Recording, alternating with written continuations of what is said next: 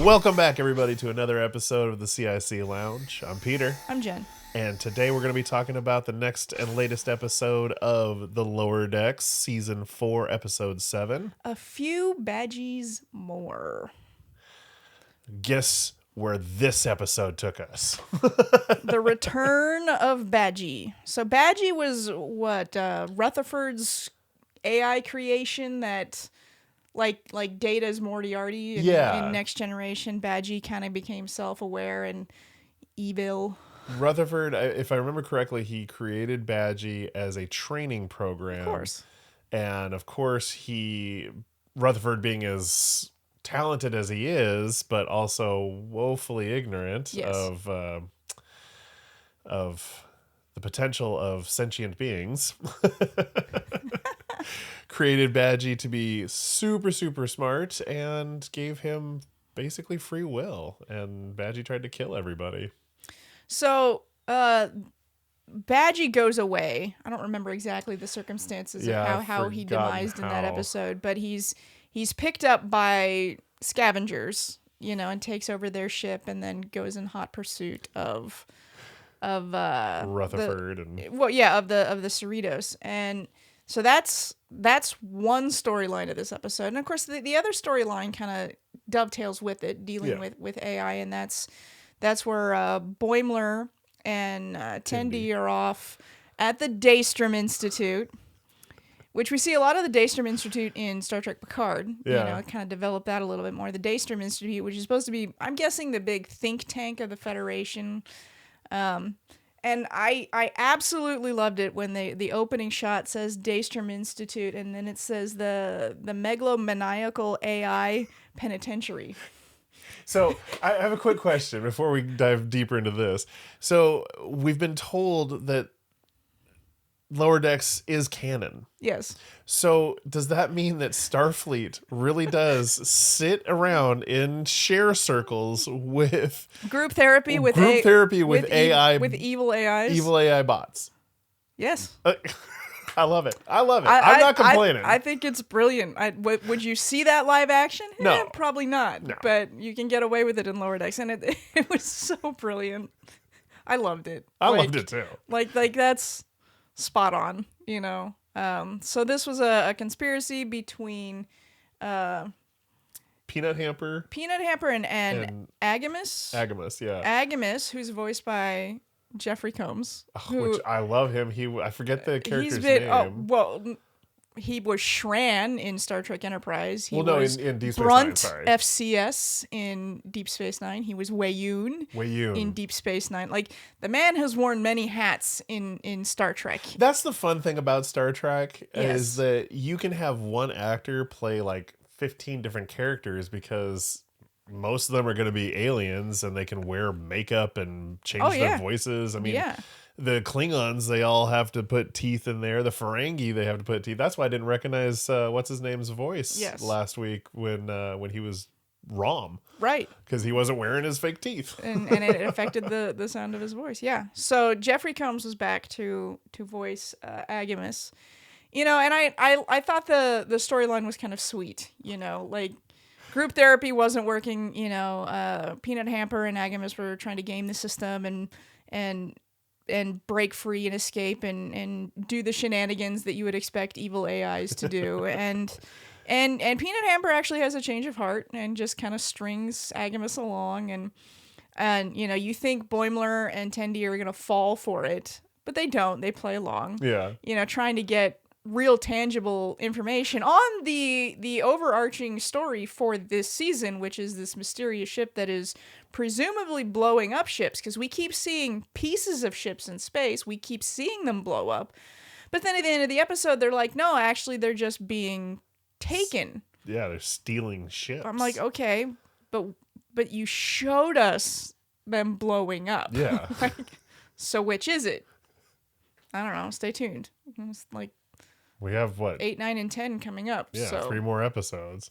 We'll find out. Maybe. Yeah. We hope. But no, this was a fun episode with it's almost like a best friends pseudo love story kind of going on with Agamus and Peanut Hamper. Yeah, they kind of hinted on it, but they didn't take it to that romantic level, which I really liked. I appreciated I that really too. appreciated that because I think there can be love in it between two people, and it doesn't have to be romantic. Yeah. And in this case, between two artificial life forms, like romance might exist, and that might be what AI romance looks like. I don't know. Best friends forever. Right. Who am I to speculate? But I think deep friendships and connections, just connections in general, are something that an audience can connect to. Yeah. So I really appreciated that, it worked out in the end. I enjoyed Tindy sitting there when they're on the planet and they're sitting in the sand and she's like building a sandcastle. She's just having the time of her life. Yeah. And she's like, I can break us out of this force field if you want. And Boimler's like, nah, it's okay. I want to try and get as much information out Right. of this guy as I can. Right. So it's like they kind of had the situation under control. They just let Artemis or Argyle, excuse me, whatever his name is. What is his name? I forget. Agamus, thank you. Getting names mixed up. When he's just letting Agamus do what he wants to do because he knows that he can just be like, all right, Tindy, break us out of here. Right. Right. And that's what I liked about that is that normally you would think that they'd be duped. That just their, Tendy's big heart and Boimler's naivete. eagerness would have led them down to be duped by these AIs. It's like, no, they saw right through it. Yeah. They just played along. And again, like we've talked about in earlier episodes of this season, these characters are growing. They are. And evolving and learning from their mistakes. I mean, at the very beginning of the episode when Rutherford and Mariner are walking away, she jabs at them saying, yeah, have fun with these evil robots that are certainly not trying to trick you. Right. And Boimler's like, yeah, they are. Yeah. Of course they are. Of course they are. So I enjoyed that. The fact that Boimler is learning, he is evolving, he is becoming a stronger, more independent person with this show. Oh, yeah. I mean, as much fun as I have with this show, and as much as I love this show, I don't want them to be like The Simpsons, where Bart never grows up. Yeah. He never really learns his lessons. So. Yeah. So we had the Badgie storyline where we get a few Badgies because Badgie has a fragile moment with Rutherford when Rutherford accepts Badgie for who he is, gives him a hug. And really that you would think that would be the end of the storyline, but that's only the beginning because Badgie fights back, basically splits himself into two. So we have Badgie, as in bad G, and then Goodgie, which is the good Badgie. Well, it's like Badgie wants to be bad. He wants to have all this animosity towards Rutherford and the Federation. Right. And so when that goodness starts to take over, he splits that part off from himself. And I'm like, I think people kind of do that too.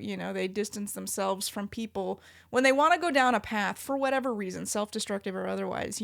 They'll push away the influences that could pull them back because they want to stay angry or they want to be self-destructive or whatever. So it's like, that's actually a very human thing for Badgie to do, to break himself off, And so, all right, though. So the next step that Rutherford comes up with is to appeal to his logic because he is a program, and so there's a lot of logic principles and circuits within his programming, and of course, once Badgie realizes that there's a logical element or an illogical element to what he's doing, of course, he splits the logic element away, Splits again and tosses the logic, and and then we have Logic E was his name. We have a Vulcan version of Badgie at that point, which was kind of fun, but he was short-lived in this episode. He got baned. I think it's remarkable what the writers actually did with this, though. Towards the end of the episode was Badgie's plan was complete annihilation of the Federation by infiltrating the subspace network, being in every subspace relay, basically transmitting himself over the entirety of the Federation and presumably beyond. Mm-hmm. But once he gets that ultimate power, it changes him, and it changes him in a good way. When everything is connected, when he sees it all, when he understands it all, past, present, and future, the instinct isn't destruction at that point. That great understanding, that enlightenment fundamentally changes this character who's taken out the good parts of him, who's taken out the logic. But that understanding forces Badgey to grow into this basically benevolent, godlike thing. Of course, then he goes off to create his own universe. And we see the koala.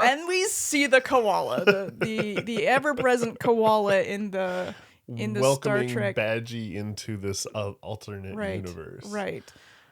Which the minute he like ascended, and I'm like, oh, we're gonna see the there's the koala. There's the koala. So I when Badgey said, when he was revealing his plan, that once we get to 9.9 warp speed, I'll be able to infiltrate the subspace relays and become omniscient, or whatever the word is. And I was like, he's going to gain all the knowledge in everything from everybody, and he's going to change. I knew that's exactly what was going to happen. I mean, we've seen it a few times. I can't tell you what movies I've seen it in, but I know I've seen it before and read it in books. Oh, sure. It's one of those reoccurring themes or tropes in any kind of genre, and we tend to think that absolute power corrupts. Absolutely. Like, once you get to a certain level of power, you're not human. You're totally corrupt. But there's limitations within human power. Yeah. When you talk about going beyond human power, as in the case of Badgey and whatnot, when you have a greater understanding of the universe, I don't think you go the way of Thanos and want to eliminate half of it. I think that understanding yields a degree of empathy. Yeah. And maybe that's why humans seek in many cases to worship a benevolent God, because I would like to assume that if there is a higher order, a higher being orchestrating everything, that greater understanding is one based in empathy and compassion, not the human perspective of brutality and nope. It's a koala. It's a koala. It's a koala. It's a koala. God isn't real. It's a koala. It's a koala. It's brilliant. I'd be okay with that. Yeah, I'd be fine with that too, I think. Yeah. Overall, I enjoyed the episode. I did like at the very end when Agamus gives over the information and we find out a little bit more that they're not, like you said before, they're not being destroyed. The ships aren't being destroyed. They're being captured. So the plot thickens, if you please. What did you think of the red light, blue light? Oh, I thought that was hilarious. And I love that he was like, look, it's blue. It's like, oh, because benevolent, nice robots are blue and evil robots are red. Okay.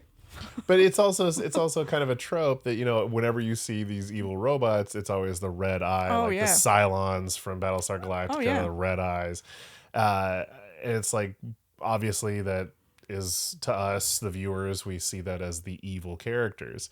And then blue, oh, good, calming, peaceful. Right. And I'm just like, why don't we see these hyper intelligent alien, like AI creatures do this more often in cinema? That's a good question. Humans are dumb. Like, we're clever. We can figure situations out and get ourselves out of things, but we're pretty dumb. Well, yeah. And we don't think very fast. No. Compared to a computer. Right. And computer, like, I don't know. I could go on for hours about how I feel about some of the AI and technology in these sci-fi shows. But yeah, you would think that they'd be a little bit smarter and faster and whatnot. So it was fun to see that this was, again, a cartoon show that's supposed to be funny. It was just enjoyable to see the silliness of Agamus. I'm blue now. Right? I thought that was cute. Yeah. Like it's things like that. Like it's not just nods to Star Trek. It's nods to tropes and habits in production and production design through all of science fiction in television and cinema that Lower Decks likes to shine a light on. And as a writer, I really appreciate that, because as a writer, it's easy to fall into those familiar tropes and elements because that's what you kind of expect, and that's kind of what your audience expects. So I think you're right. I think it would be interesting to kind of flip the script, turn the tables, and maybe present the audience with something they're not expecting, and that's good storytelling. Yeah. So this was good storytelling. I had a good time watching this episode. I had a good time. I had to watch it like twice back to back real fast. Today was a long day. But here we are. And like you, I enjoyed this episode. I thought it was a lot of fun. I'm really eager and excited to see what happens next week, if we're going to get more information on this mysterious alien vessel. But we're probably not going to find out anything substantial until like the last episode. They would save that for the end. But I still want to know. Of course. Well, within the next 3 weeks, you'll find out. Fine, I'll wait. Yes. Anyway, thank you all so much for joining us for another episode of the CIC Lounge. I'm Peter. I'm Jen. And we'll see you next time.